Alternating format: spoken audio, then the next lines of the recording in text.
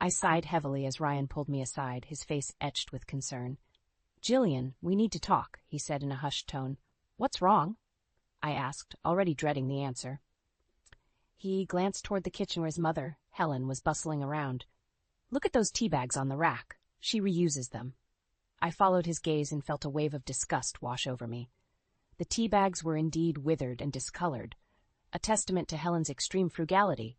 "That's disgusting! This is how your mom welcomes us?" Ryan shook his head solemnly.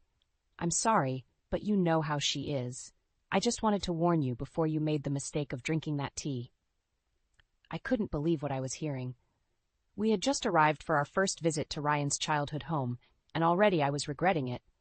Helen's reputation for being overly thrifty, some might say downright cheap, had preceded her, but this was a new level of absurdity. As if on cue, Helen emerged from the kitchen, a wide smile plastered on her face. "Jillian, dear, I've made us some lovely tea. Come, sit down and make yourself comfortable." I exchanged a worried glance with Ryan, but he gave me a subtle nod, silently urging me to keep the peace. Swallowing my disgust, I followed Helen into the living room and took a seat on the well-worn couch. Helen bustled about, pouring the tea into chipped mugs. "I hope you like it," she said, handing me a cup. "I always make sure to get my money's worth out of those tea bags." I forced a smile, gripping the mug tightly. "Thank you, Helen. It smells interesting." Ryan cleared his throat, attempting to steer the conversation in a different direction. "So, Mom, how have you been? It's been a while since we last visited."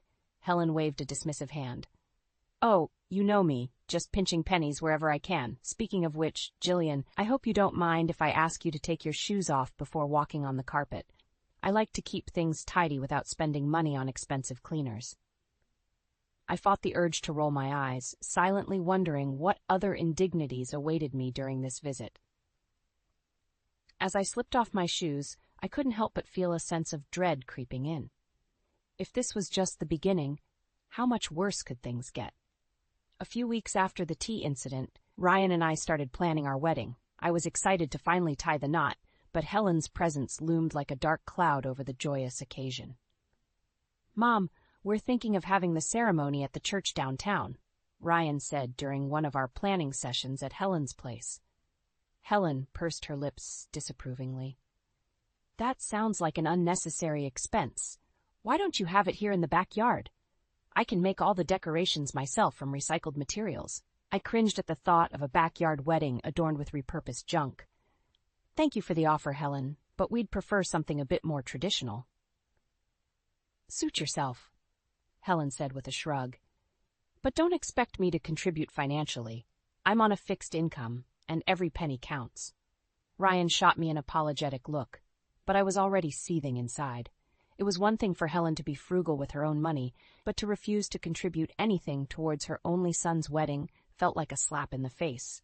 "That's fine, Helen," I said through gritted teeth. "We'll figure it out ourselves." Later that evening, as Ryan and I discussed potential venues, I couldn't help but vent my frustrations. "Can you believe your mother?" I said, my voice rising with each word. "Not only does she expect us to have a tacky homemade wedding, but she won't even chip in a dime towards it." Ryan sighed, running a hand through his hair. I know. She's always been like this. I'm sorry, Jillian. I wish there was something I could do." "Well, there is something you can do," I said, an idea forming in my mind. "You can stand up to her for once. This is our wedding, and we should have it the way we want, without her constant criticism and penny pinching." Ryan looked torn, his loyalty to his mother clashing with his desire to please me. "I'll try talking to her again," he said finally. "But you know how stubborn she can be." I nodded, already feeling the seeds of resentment taking root. If Helen wasn't going to cooperate, then I would have to find a way to make her see reason, even if it meant playing hardball. As the weeks went by, the wedding planning only grew more stressful. Helen consistently shot down our ideas, insisting on cheaper alternatives that lacked any semblance of elegance or class. I found myself constantly at odds with her, and Ryan was caught in the middle, desperately trying to keep the peace. One particularly heated argument erupted when Helen suggested I wear an old wedding dress that she would remodel for me. "Absolutely not," I shouted, my patience finally snapping.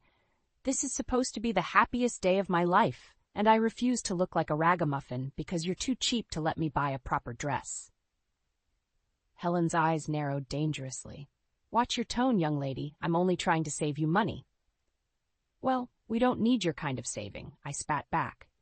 "If you're not going to support us, then maybe you shouldn't be involved at all." The words hung heavy in the air, and for a moment I thought I saw a flicker of hurt in Helen's eyes. But just as quickly her expression hardened, and she turned her back on me without another word. As the tension in the room threatened to suffocate us, I couldn't help but wonder if I had gone too far.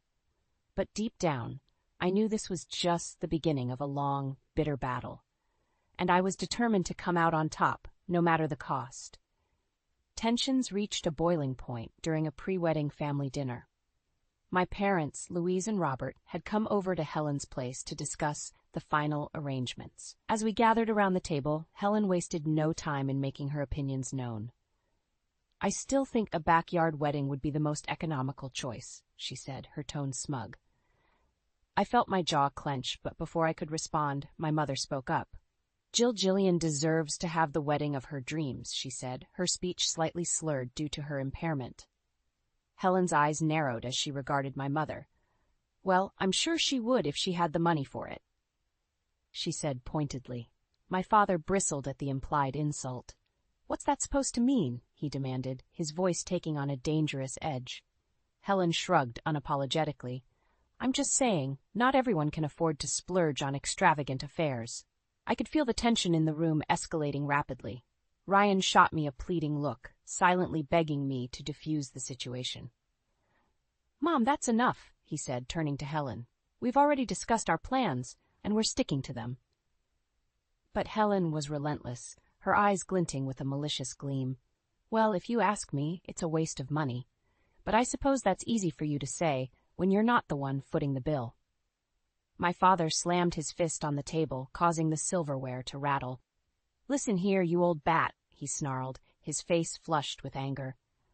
"We've worked hard our entire lives to provide for our daughter, and we'll be damned if we let you disrespect us like this." The room fell deathly silent, everyone holding their breath in anticipation of Helen's response.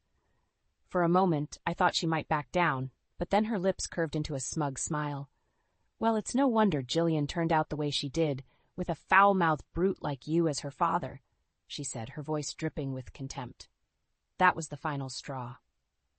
My mother burst into tears, and my father leapt to his feet, his face contorted with rage. Ryan quickly stepped between them, his hands raised in a placating gesture. "Enough," he shouted, his voice trembling with emotion. "Mom, you've gone too far this time. I won't have you insulting Jillian's family like that." Helen scoffed, seemingly unfazed by the chaos she had caused. "I'm only speaking the truth," she said dismissively. I watched in stunned silence as my father struggled to regain his composure, his body shaking with barely contained fury. In that moment, I knew that no matter what happened, things would never be the same between our families.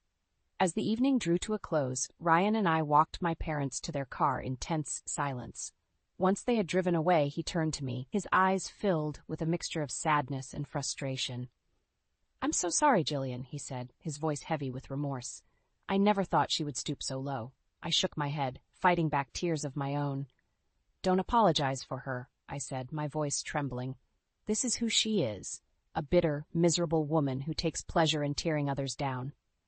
Ryan pulled me into a tight embrace, and for a moment I allowed myself to find solace in his warmth. But deep down, I knew that this was only the beginning of a long, bitter battle, one that would test the very limits of our love and resolve.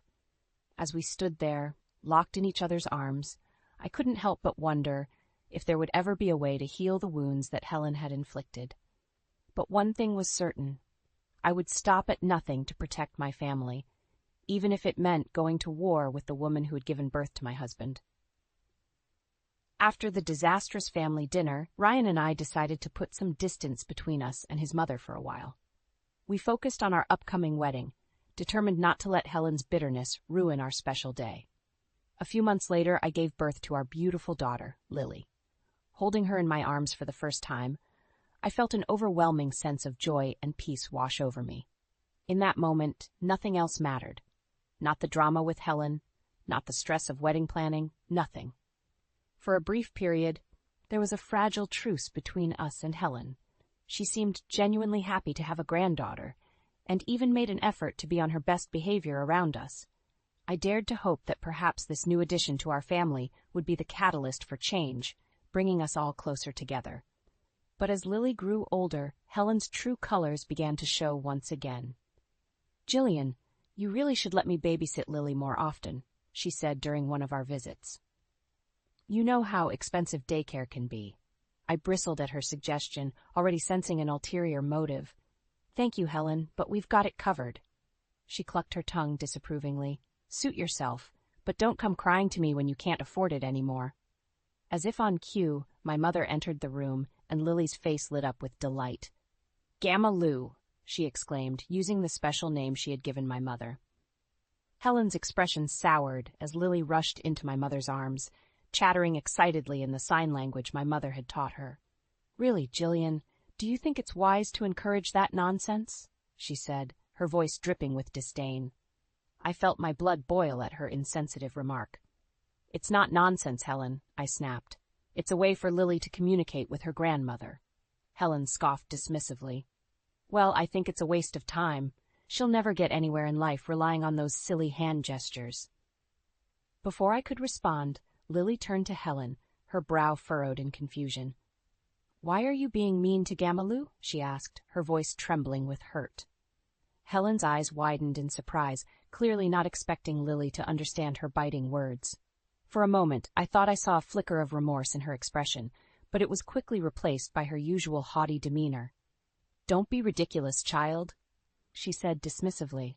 "I was merely stating a fact. Your grandmother would do well to focus on more practical skills." Lily's lip quivered, and she buried her face in my mother's shoulder, seeking comfort from Helen's cruelty. My heart broke for her, and in that moment I knew that I had to do something to protect her from the toxic influence of her own grandmother. As Helen left the room, I pulled Ryan aside, my hands shaking with barely contained rage. "This has gone on long enough," I said, my voice low and urgent. "Your mother is a poisonous influence, and I won't have her belittling my family anymore." Ryan sighed heavily, his expression weary. "I know, Jillian. Believe me, I know. But what can we do? She's my mother, and despite everything, I still love her." I shook my head adamantly. "Love or not, this behavior is unacceptable. Either she changes, or we cut her out of our lives for good."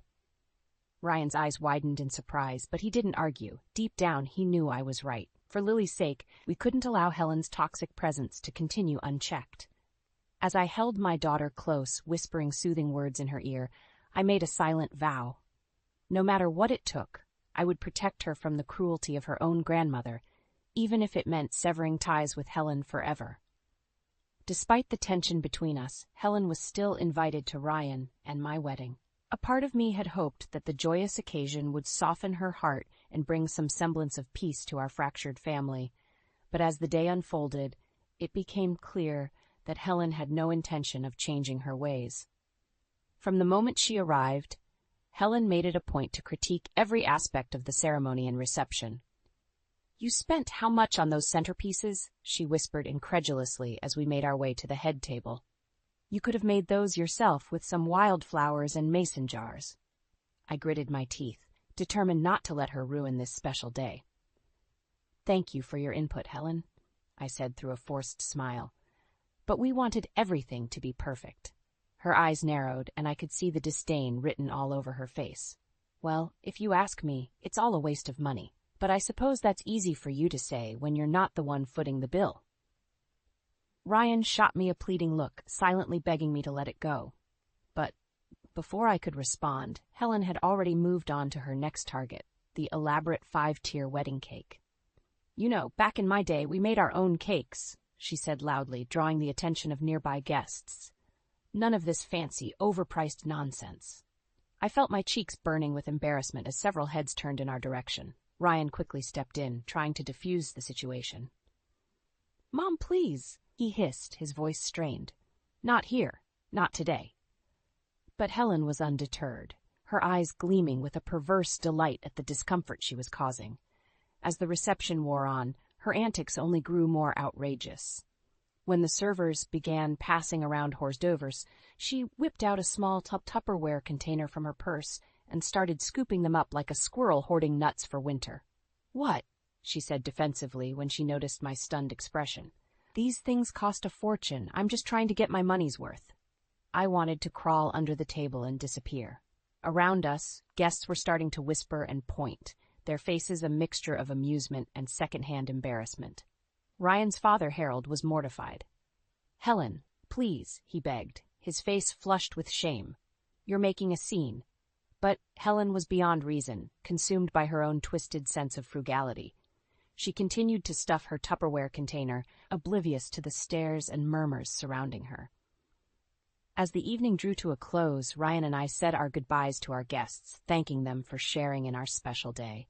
But as we turned to leave, we were met with a sight that made our hearts sink. Helen standing by the exit, a smug grin on her face and a bulging Tupperware container tucked under her arm. "What?" she said innocently, catching our horrified stares. "I'm just trying to save a few bucks for the happy couple." In that moment, I wanted nothing more than to wrap my hands around her scrawny neck and throttle her. But instead, I took a deep breath and turned to Ryan, my eyes pleading with him to do something, anything, to rein in his mother's outrageous behavior. But Ryan could only shake his head, his expression one of utter defeat. It was clear that on this day, the day that was supposed to be the happiest of our lives, Helen had won. As we walked out into the night, leaving a trail of whispers and judgmental stares in our wake, I felt a cold, hard knot of resentment take root in my heart. This was supposed to be our moment, our chance to celebrate the love and commitment we shared. But once again, Helen had found a way to make it all about her and her twisted obsession with frugality. In that moment, I made a silent vow to myself. One day, somehow, I would make Helen pay for all the pain and humiliation she had caused. It might take years, even decades, but karma has a way of catching up to those who deserve it most.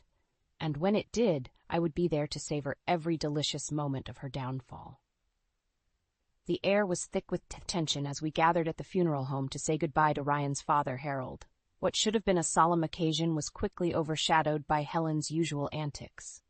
"I can't believe the prices they charge for these things," she muttered under her breath as we filed into the viewing room. "It's highway robbery, if you ask me." I shot her a warning look, but she seemed utterly oblivious to the inappropriateness of her comments. As we took our seats, I noticed her eyes darting around the room, scanning every surface with a critical gaze. It wasn't until the service began that I realized what she was up to. As the minister spoke, delivering a heartfelt eulogy, Helen reached into her purse and pulled out a small roll of toilet paper. With a furtive glance around, she quickly stuffed it into her pocket. I couldn't believe what I was seeing. Even in the face of death, Helen's obsession with frugality knew no bounds. I nudged Ryan, gesturing discreetly towards his mother, but he simply shook his head, too consumed by grief to deal with her nonsense. After the service, as we gathered in the lobby to greet mourners, Helen's behavior took an even more disturbing turn. "Did you see the spread they had set up?" she whispered to me, her eyes gleaming with excitement. "All those fancy little sandwiches and pastries? You know how much they must have spent on that." Before I could respond, she had already made a beeline for the refreshment table, her purse clutched tightly in her hands. I watched in horror as she began scooping up handfuls of food, stuffing them into her purse with reckless abandon. "Helen, what are you doing?" I hissed, trying to keep my voice low. "This is a funeral, for God's sake." But Helen was too far gone, consumed by her own twisted sense of greed. She continued to plunder the table, oblivious to the shocked stares of the other mourners. It wasn't until Lily, my sweet, innocent daughter, caught sight of her grandmother's actions that the true extent of Helen's depravity was laid bare. "Grandma, why are you taking all that food?" she asked, her voice laced with confusion. Helen froze, her face flushing with embarrassment as she realized she had been caught red-handed. For a moment, I thought I saw a flicker of remorse in her eyes, but it was quickly extinguished by her usual defiance. "Mind your own business, child," she snapped, her voice dripping with venom. "I'm just trying to save a few bucks, that's all." Lily's eyes widened, and she took a step back, her small body trembling with fear and hurt. In that moment, something inside me snapped. "That's enough, Helen," I snarled, my voice resonating with a fury I had never known before. "You've gone too far this time." Helen opened her mouth to protest, but I cut her off with a wave of my hand. "No, don't even try to justify this," I said, my words slicing through the tense silence like a knife. "You've humiliated us for the last time." Ryan, his face etched with a mix of relief and shame, stepped forward to stand by my side. For once, he didn't try to play the peacemaker. He knew that his mother had crossed a line that could never be uncrossed. As the whispers and stares of the other mourners washed over us, I felt a strange sense of satisfaction settle in my chest. Finally, after years of enduring Helen's cruelty and humiliation, the tables had turned. And as she stood there, her face flushed with embarrassment and her purse stuffed with stolen goods, I knew that this was only the beginning of her downfall. The community that had once turned a blind eye to her eccentricities was now watching, their judgmental eyes scrutinizing her every move. And as word of her actions at the funeral spread, I knew that the same people who had once tolerated her would now turn against her, casting her out like the pariah she truly was. As we left the funeral home, Helen trailing behind us with her head hung in shame, I couldn't help but feel a twisted sense of vindication. The karma that had been building for years had finally been unleashed, and I knew that there would be no escaping its wrath. The aftermath of Helen's shameful behavior at the funeral was swift and merciless. Word of her actions spread like wildfire through our small community, and suddenly she found herself the target of scorn and ridicule from all corners. It started with the whispers and pointed stares whenever she ventured out in public. The neighbors who had once tolerated her eccentricities now regarded her with thinly veiled contempt, their eyes following her every move as if she were a common criminal. Then came the more overt acts of harassment. One morning, Helen awoke to find her front yard littered with toilet paper rolls, a cruel mockery of her theft from the funeral home. Another day, she returned from running errands to find a bag of stale bread left on her doorstep, a twisted reminder of her obsession with never letting anything go to waste. At first, Helen tried to brush off these incidents, her pride too strong to admit that she had brought this upon herself. But as the days turned into weeks, and the harassment showed no signs of letting up, her defiant facade began to crack. "They're treating me like a pariah," she lamented to Ryan during one of our rare visits. "All because I was trying to save a few bucks."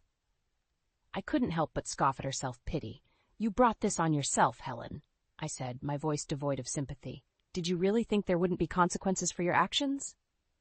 Helen's eyes narrowed, and for a moment I saw a glimpse of the bitter, spiteful woman she had become. "You're enjoying this, aren't you?" she spat. "You've always hated me, and now you're reveling in my humiliation." I met her gaze unflinchingly, refusing to back down. "I don't hate you, Helen," I said, my voice calm and measured. "But I won't stand by and let you continue to humiliate and belittle my family." Ryan, caught in the middle as always, tried to play peacemaker. "Mom, Jillian's right," he said gently. "What you did at Dad's funeral was inexcusable. You need to take responsibility for your actions." But Helen was beyond reason, her mind twisted by years of unchecked selfishness and greed. "Take responsibility?" she spat. "For what? Trying to save a few bucks in this overpriced world?" I shook my head in disgust, realizing that reasoning with her was a lost cause. As we left her house that day, the weight of her isolation seemed to press down on us like a heavy blanket. In the weeks that followed, the harassment only intensified. Neighbors who had once been content to ignore Helen's quirks now went out of their way to make her life miserable. Insults were hurled, property was vandalized, and more than once the police had to be called to calm the situation. Through it all, Helen remained stubbornly defiant, refusing to acknowledge the role her own actions had played in her downfall. But I could see the toll it was taking on her. The way her shoulders slumped a little more each day, the haunted look in her eyes as she ventured out into a world that had turned against her. Ryan and I made it clear that she was welcome to come live with us, to escape the constant barrage of harassment and cruelty. But Helen's pride was too strong, and she steadfastly refused our offers, choosing instead to remain in her self-imposed exile. As the weeks turned into months, and the harassment showed no signs of abating, I could see the light in Helen's eyes slowly dimming. The once vibrant, if misguided woman was fading away, replaced by a shell of her former self, a bitter, broken soul consumed by the consequences of her own actions. And as I watched her spiral deeper and deeper into despair, a part of me felt a twisted sense of satisfaction. This was the karma she had earned, the price she had to pay for years of cruelty and selfishness. It might have been a harsh lesson, but one that was long overdue. As the dust settled and the chaos of Helen's downfall began to fade, I found myself reflecting on how far our family had come.